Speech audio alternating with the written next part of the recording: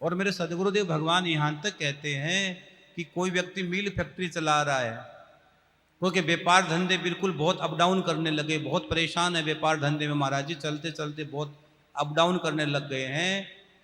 तो गतिमान की फोटो, हनुमान जी के छोटे भाई गतिमान, गतिमान की फोटो मील फैक्ट्री में लगा देना, सच मानिएगा आपका व्यापार चलेगा नहीं, दौड़ने लग जाएगा। इतनी ताकत उस गतिमान की फोटो में। और आजकल जब आप नई गाड़ी लेके आते हो, नई गाड़ी में किसकी पूजा होती है? नई गाड़ी जब हम लेकर आते हैं, शास्त्रों में लिखी है, नई गाड़ी हम लेकर आते हैं तो गतिमान हनुमान जी के छोटे भाई की ही पूजा होती है। गतिमान का नाम लेकर ही उसकी पूजा होती है, ताकि गति से वो चीज चलती रहे, हमेशा गति बनी रहे, उसकी कुछ अवरोध ना आए।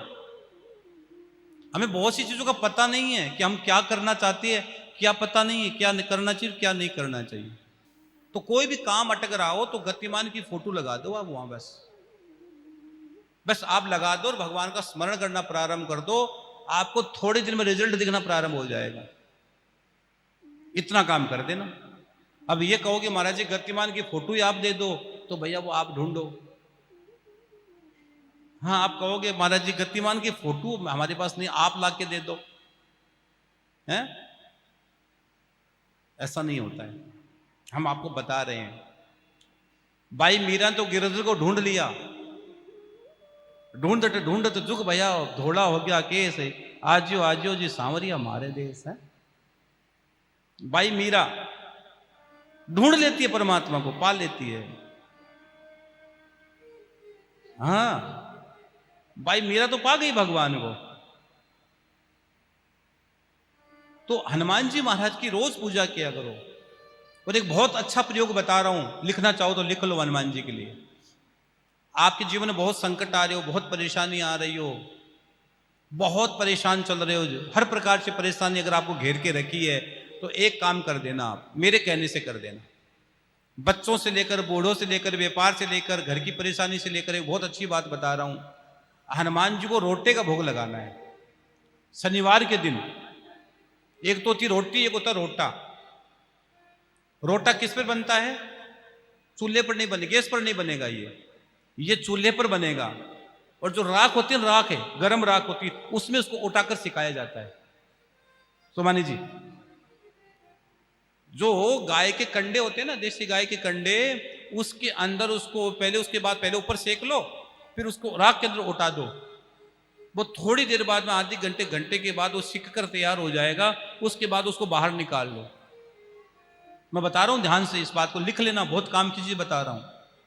और फिर उस पर देसी गाय का घी लगाना है रोटे पर। और शक्कर होती है, खांड, चीनी नहीं कह रहा हूं मैं, खांड कह रहा हूं, शक्कर होती है आजकल। और शक्कर उस पर डाल देना। एक मीठा पान ले लेना। जब सालासर बालाजी भी सबसे पहले मोहनदास जी के को दर्शन दिए थे सालासर बालाजी ने, तो मोहनदास जी को दर्शन देने के बाद मोहनदास जी ने कहा कि मेरे घर पर भोजन करो आप। तो वो अपनी बहन के पास गए, मोहनदास जी अपनी बहन के पास रहते थे, कान्नी बाई के पास। तो कान्नी बाई ने कहा कि मुझे भी हनुमान जी का दर्शन करना है। तो हनुमान जी ने कहा मैं तुम्हारे घर भोजन करने आऊंगा, मोहनदास जी से कहा। तो मोहनदास जी ने कहा कि मैं भोजन करवाऊंगा, लेकिन क्या खाओगे आप? कि मैं खांड और चूरमा, चूरमा होता है खांड, मतलब ये शक्कर, मीठा पान, और जिस छेज पर कोई सोया नहीं हो, अछूती हो, उस पर मैं विश्राम करूंगा। तो हनुमान जी बाल ब्रह्मचारी है ना, जिस पर कोई सोया नहीं है उस पर मैं विश्राम करूंगा। तेरी बहन से कह देना मैं भोजन करूंगा तेरे घर पे। और जब वापस हनुमान जी आए तो हनुमान जी के चरण पकड़ लिए थे मोहनदास जी ने, आज नहीं जाने दूंगा। तो हनुमान जी को भोजन करवाया कान्नी बाई ने। सालासर बालाजी की कथा बता रहा हूं मैं। और वो रोटा बढ़िया भगवान का बनाया, अरे क्या बात है, बढ़िया पान का भोग लगाया, बढ़िया घी लगाया, बढ़िया खांड शक्कर बनाई। हनुमान जी ने प्रसाद पाया, प्रसाद पाकर हनुमान जी ने वहां विश्राम किया है। हनुमंत लाल जी ने वहां विश्राम किया है साहब। और एक लाल ध्वजा और एक सिंदूर, थोड़ा सा सिंदूर पुष्प के लगा लेना, और चमेली के तेल का दीपक हनुमान जी को चले के चमेली का तिल का दीपक जलाया करो, और ध्वजा चढ़ा देना हनुमान जी को, एक रोटे का भोग लगा देना शनिवार के दिन, और चमेली का दीपक जला देना, एक मीठा पान चढ़ा देना, और पान के बरक नहीं होनी चाहिए, बगैर बरक का पान। हाँ,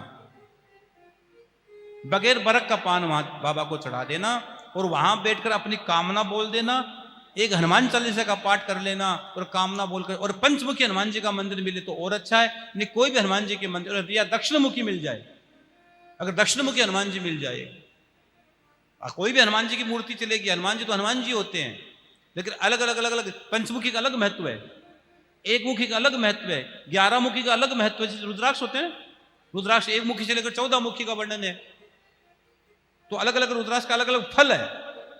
इसी तरह एक मुखी हनुमान जी के अलग फल है, पंचमुखी का अलग फल है। तो वो रोटे का भोग हनुमान जी को लगा देना, आप देख लेना, कल्पना नहीं कर सकते आप पर इतनी कृपा हनुमंत लाल जी की आएगी, साक्षात कृपा बरसेगी आप पर।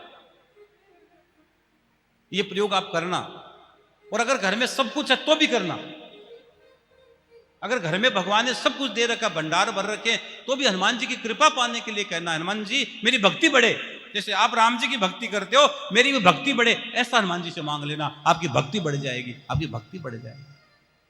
चलो सब कुछ है तुम्हारे पास, भगवान का दिया सब कुछ है, लेकिन आप कोशिश करना कि आप भक्ति तो मांग सकते हो, हनुमान जी से बड़ा भक्त कौन है, तो भक्ति मांग लेना, हे हनुमान जी मुझे भक्ति प्रदान करो।